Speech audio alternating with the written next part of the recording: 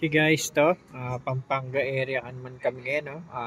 BYD Z-Lion 6, nandito kami sa Pampanga. Install kami si 64K resolution, 3-channel recording. Ayan yung pinaka inside cam niya.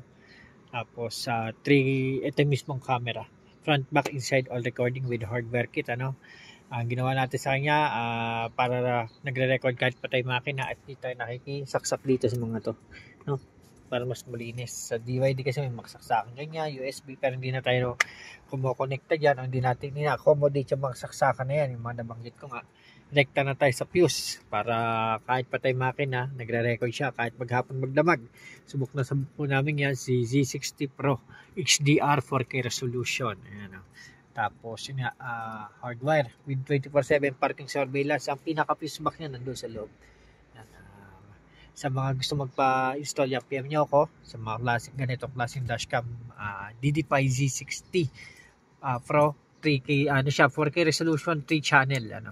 Yan, meron siyang ongoing recording sa inside ng inyong sasakyan. Kung gusto niyo mayroong recording sa loob, yan. Isa sa mga magandang dashcam. Malinaw po yan.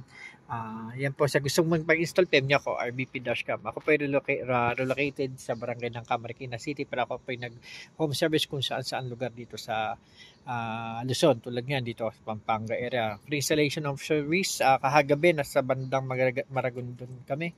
Maragondon, Cavite. Tapos meron pa ako isa rito, SM Pampanga ngayon. Okay, maraming salamat sa gusto mong install. PM niyo ako, RBP Dashcam. Sa bandang Quezon yan, nag-install din kami. Dito sa mas malalayo, at ang mga bandang Tarlac, Pangasinan, La Union yan, nag-install din po kami yan. PM nyo ako para tayo, schedule. Okay, thank you guys. Thank you.